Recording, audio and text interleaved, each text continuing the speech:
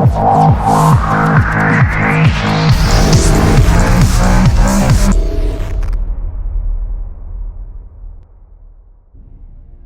and welcome to Evrelia.com.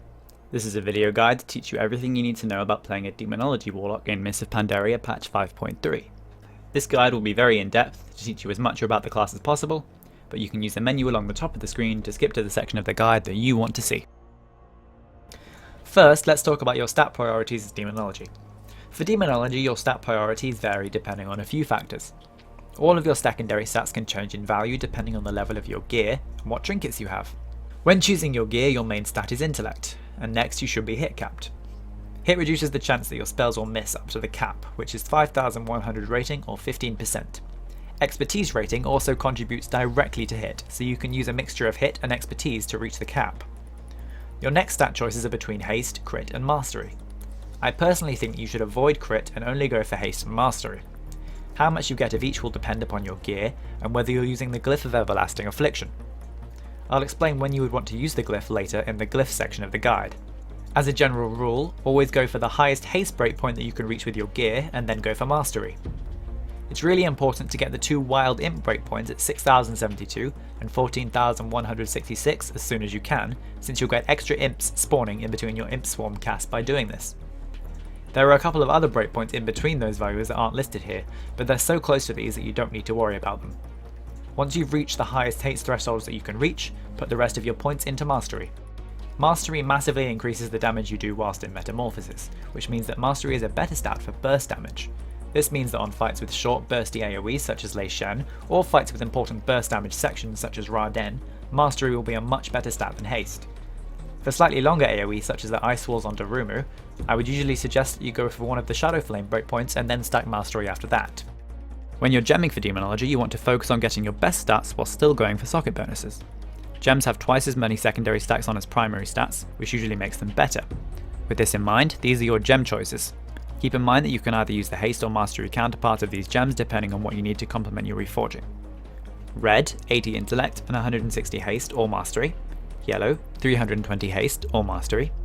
Blue, 160 hit and 160 haste, or 160 hits and 160 mastery. These combinations give you the highest amount of your best stats without causing you to lose socket bonuses.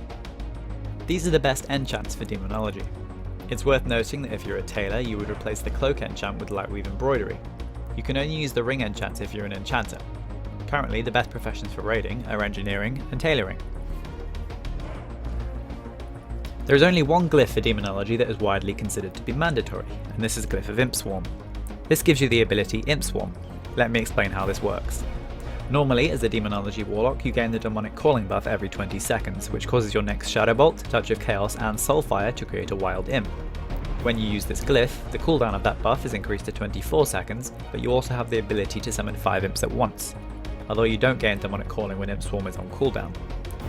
Even though you get less imps overall with this glyph, pairing them up with all your powerful cooldowns makes your average DPS higher and your burst significantly higher. The other glyph that is considered mandatory is Glyph of Everlasting Affliction, although only when used with the Latian Trinket, since you can carry your crit procs for much longer over time, which offsets the damage loss. Glyph of Hellstone doubles the effectiveness of your Hellstone but restores the health over time. This is a great defensive cooldown for fights with constant and steady damage, but less effective for spiky damage. Glyph of Siphon Life gives you a great flow of passive healing over time. Glyph of Soulstone causes your Soulstone to resurrect the target with full health. And Glyph of Demon Training increases your Felguard's health by 20%. This makes your Soul Link and Sacrificial Pact stronger. You can use any of these glyphs, and it's recommended that you change them from encounter to encounter based upon the needs of each fight. Talents in Mists-of-Pandaria are mostly situational choices. Here's a good default set of talents. The first tier focuses on healing. Soul Leech provides a constant absorption shield which can stack very highly and is great for reducing damage of frequent attacks such as Thunderstruck or Interrupting Jolt.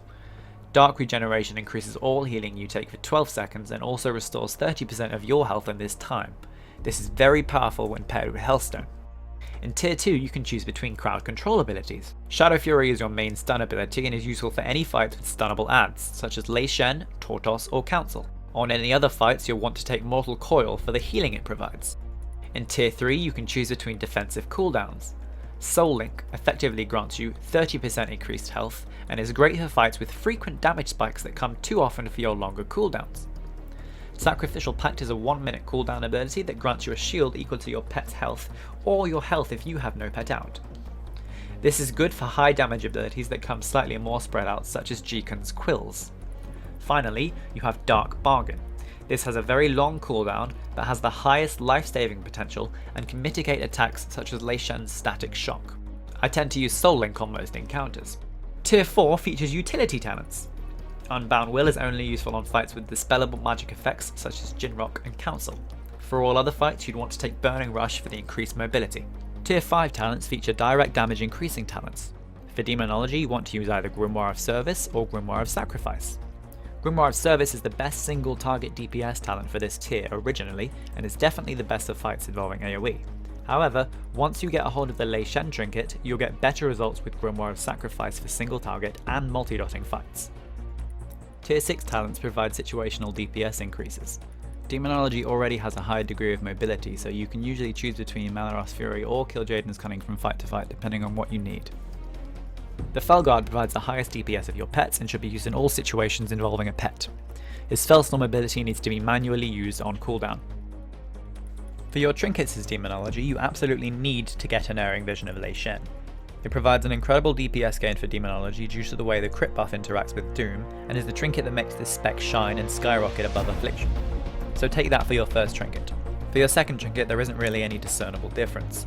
Chei's procs the most frequently, but will have lower uptime overall unless you stack crit, because it doesn't last very long and it won't be up for most of your opener burst. Wushalays is slow to build up and hard to sync with your Lei Shen proc, but it is very easy to tie in with meta burst windows and with its stacking proc mechanic. I personally would suggest you go for either Breath or Wushalays as your second trinket. It's really not going to make a significant difference either way, so go for whatever you can get. Demonology is all about dealing high burst damage in burst windows to do very high damage at once. The rotation is based around the concept of Demonic Fury. When in caster form, your spells generate Demonic Fury, and when in Metamorphosis, your spells cost Demonic Fury.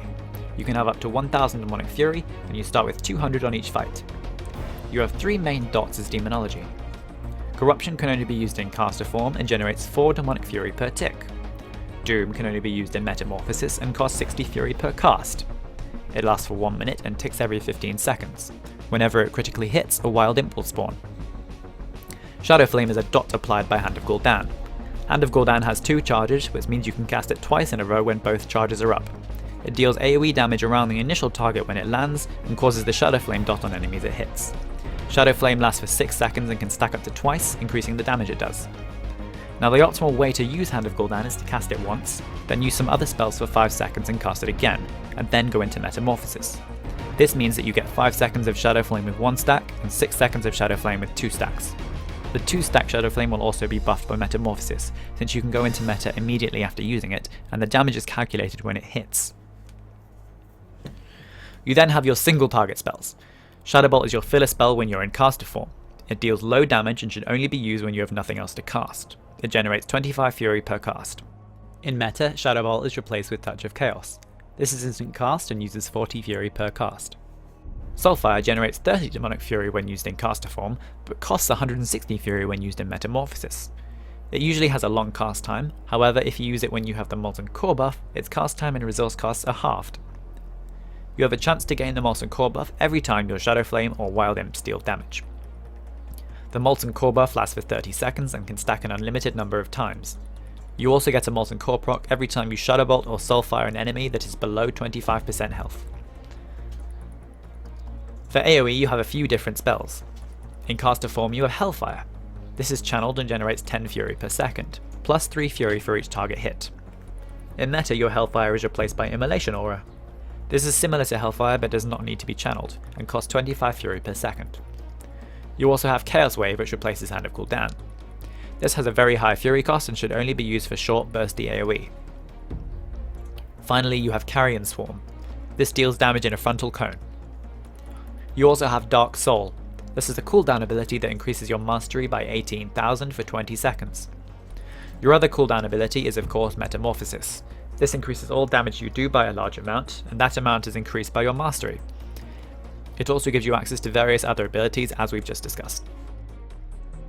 Before we talk about how to play, there are a few basic mechanics that you need to understand in order to do maximum DPS. Firstly is how Pandemic works. At level 90, if you recast a dot on a target that already has that dot, the duration of the existing dot is added to the new one up to a maximum of a 50% increase. So for example, if you have a corruption on a target that has 6 seconds left, then casting corruption on it again will increase the duration of your corruption to 24 seconds. The maximum duration you can increase it to is 27 seconds, which is a 50% increase on its base duration of 18 seconds. This means that you should usually only recast dots when they have less than 50% of their base duration remaining. For corruption, this is 9 seconds, for agony this is 12 seconds, and for unstable affliction this is 7 seconds. This can vary slightly with your haste. The other mechanic that you need to understand is how dot snapshotting works. Whenever you cast a dot, it takes a snapshot of your stats at the time and remembers them for its entire duration. This means that when you gain temporary buffs or cooldowns such as Trinkets or Dark Soul, your dots will not benefit unless you cast them again. This is very important to understand for maximizing your DPS because you have to react to such effects and recast your dots to update them. Let's talk about your opening rotation. Your opener will be different if you have the Latian Trinket, so we'll talk about that in a minute. For now, your opener without the Latian Trinket would be like this. First, use a potion of the Jade Serpent before you enter combat, and then begin pre-casting a Shadow Bolt. You should time this to land at the same time the boss is pulled. Next, use Hand of Gul'dan. Next, use Corruption, and then Grimoire of Service along with your Felguard's Fellstorm. Hopefully by now your Metagem is procced, if you have it. Now you should use Imp Swarm. After that, use Hand of Gul'dan once more, and then immediately use Dark Soul and Metamorphosis. This will ensure that your Shadow Flame is stacked twice and will be buffed with Dark Soul and Meta. Now use Doom twice in a row to fully extend it and take advantage of Pandemic, and then you can start spamming Touch of Chaos. If you have the tier 15 2-set bonus, you should react to Molten Core procs with Soulfire during the opening burst whilst in meta. When you drop out of meta, you should double stack your Hand of Gul'dan again and go back into meta until Dark Soul is over. Now for the remainder of the fight, you need to keep your dots on the target, use your Hand of Gul'dan to double stack Shadow Flame, and go into meta to react to procs or to prevent yourself from capping on Fury. Remember, the correct way to use Hand of Gul'dan is to wait until you have one charge up with the second charge coming off cooldown within 6 seconds. Use the first charge, wait 4 or 5 seconds, then use the second charge and go into meta. This ensures you get maximum damage and uptime of Shadow Flame and ensures it is buffed with Metamorphosis. You should aim to go into meta when you have Intellect procs or Dark Soul active in order to make the most of these effects. It's a waste to be Shadow Bolting when you have huge Trinket procs up and could be in meta spamming Touch of Chaos or Soulfire instead, so go into meta when you have these effects active. Your Soulfire proc should be used differently depending on your gear. If you have the tier 15 2-set bonus, you should use your Soulfire procs inside meta whilst you have Dark Soul, or significant other procs up. However, if you don't have this set bonus, you should only use Soulfire outside of meta, since the Fury cost is just too high. Imp Swarm should be lined up with Dark Soul at all times, unless you can cast it with a haste proc and get an entire cooldown in before your next Dark Soul is up. Use your Grimoire of Service and Fellstorm on cooldown, although you can delay them slightly in order to line up with AoE situations. A lot of people find the Demonology opener complex, but keep practicing and it will become second nature. Now, things change a lot when you get the Latian Trinket. This trinket is extremely powerful for Demonology and changes your opener a lot. This is your opener if you do have this trinket. Use a potion of the Jade Serpent before you enter combat, and then use Grimoire of Service if you're using it. Next, use Hand of Gul'dan and then Corruption. Then pop your cooldowns and use Imp Swarm, ideally with your meta proc. Then use Hand of Gul'dan again and go into meta. Now cast Doom twice in a row, and then resume Touch of Chaos spam whilst reacting to Soulfire procs as normal. When playing with the Latian Trinket, you need to be ready to react to it whenever it procs. At the start, with this opener, you'll double cast your Doom with this proc so that it lasts for 90 seconds and is buffed with 100% crit on all of your opening procs. Every time it ticks, a Wild Imp will spawn, giving you a lot of extra damage and fury. Throughout the fight, whenever your Latian Trinket procs, you need to immediately go into meta and refresh your Doom. Although if it procs very early on, don't overwrite your first Doom that already has 100% crit, since it will probably have a lot less haste. You can use power auras and AF dots to track the strength of your Doom and also to be notified when your Latian Trinket procs. I explain this in my add-ons guide. When it comes to multiple targets, what you do will vary depending on how many targets are up and for how long. You should use Doom on every target that will live for at least 15 seconds. Corruption should generally always be used unless it's short bursty AoE where the targets won't live for very long, or when there's a very large number of targets. Double stack your Hand of Gul'dan as you normally would. Immolation Aura should be used as a DPS gain on at least 3 targets. And Void Ray should be used to extend Corruption on 4 targets or more. For more typical AoE on a large number of targets such as the bats on Tortos, you should double stack your Shadow Flame, then go into meta and use Immolation Aura, Carrion Swarm and spam Void Ray. Remember to have your Felguard use his Fellstorm, and also use your Grimoire of Service. If you run out of Fury, use Hellfire until you can go back into meta. For very short and bursty AoE such as the ads on Lei Shen, go into meta, use Immolation Aura just before they spawn, then double Chaos Wave and Carrion Swarm. They should be dead very soon after this. Use your Fellstorm as normal. Thank you for watching my guide. If you want more, please visit Evrelia.com or watch some of my other videos. Please remember to rate, comment and subscribe.